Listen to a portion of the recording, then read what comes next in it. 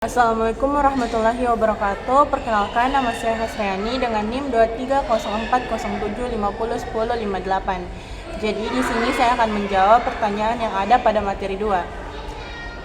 Maksud saya pertanyaan pertama yaitu jelaskan perbedaan pokok antara teori behavioristik, humanistik, sosial kognitif, disiplin positif dan disiplin asertif dalam manajemen kelas. Jadi perbedaan pokok kelima teori ini yaitu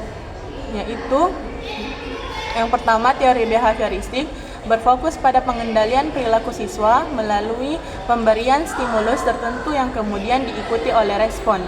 Guru biasanya menggunakan sistem rewards, hadiah atau pujian untuk memperkuat perilaku baik dan punishment, hukuman untuk mengurangi perilaku buruk. Yang kedua, teori humanistik menekankan pada kebutuhan siswa sebagai individu yang utuh.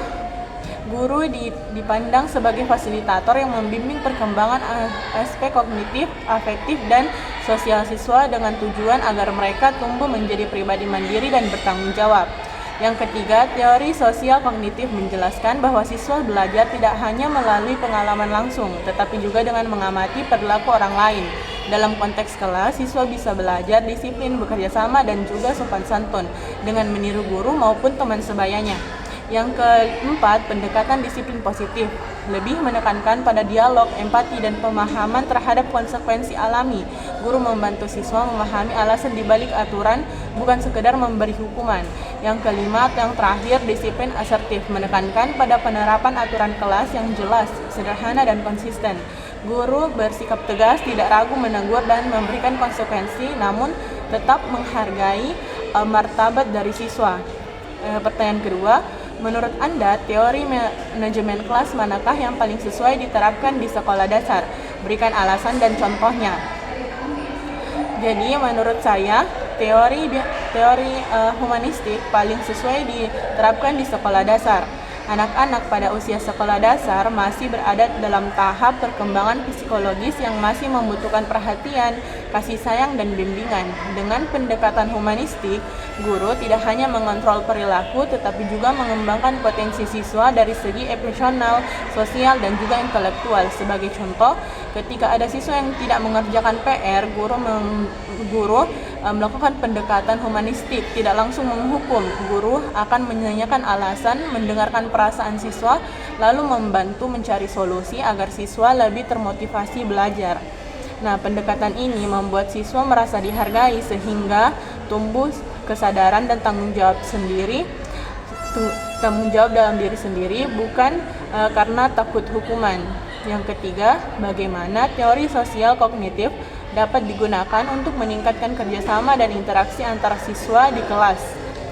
Jadi, penerapan teori sosial kognitif dalam meningkatkan kerjasama dan interaksi siswa. Teori sosial kognitif dapat digunakan guru untuk menumbuhkan budaya kerjasama di kelas melalui model perilaku. Guru yang menunjukkan sikap mendengar, menghargai pendapat orang lain, dan bersedia membantu teman secara tidak langsung menjadi contoh nyata bagi siswa. Selain itu, guru dapat membentuk kelompok belajar heterogen agar siswa dapat saling mengamati dan meniru keterampilan sosial yang baik dari teman yang lain yang lebih mampu. Misalnya, dalam kegiatan diskusi kelompok, guru dapat menunjuk seorang siswa yang aktif dan sopan berbicara sebagai model. Siswa lain akan belajar bagaimana cara menyampaikan pendapat dengan baik dan bagaimana bekerja sama dalam menyelesaikan tugas bersama. Dengan cara ini, interaksi sosial yang sehat dapat terbentuk secara alami.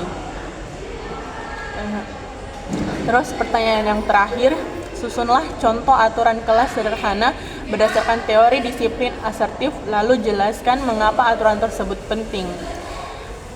Jadi, contoh aturan kelas berdasarkan pendekatan disiplin asertif itu, yang pertama, datang tepat waktu ke kelas. Yang kedua, gunakan bahasa yang sopan kepada semua orang. Yang ketiga, ikuti instruksi guru dengan segera. Yang keempat, rapikan meja dan kursi sebelum meninggalkan kelas. Yang kelima, memberi kesempatan teman berbicara tanpa disela. Nah, aturan-aturan ini penting karena memberikan pedoman yang jelas tentang perilaku yang diharapkan dari siswa. Dengan adanya aturan yang konsisten, siswa dapat belajar disiplin, menghargai waktu, menjaga ketertiban, dan membangun suasana kelas yang aman serta nyaman. Guru pun dapat menegakkan aturan ini dengan tegas dan adil sehingga tidak menimbulkan kebingungan di kalangan siswa. Jadi sekian itu saja pertanyaan-pertanyaan yang telah saya jawab. Terima kasih. Assalamualaikum warahmatullahi wabarakatuh.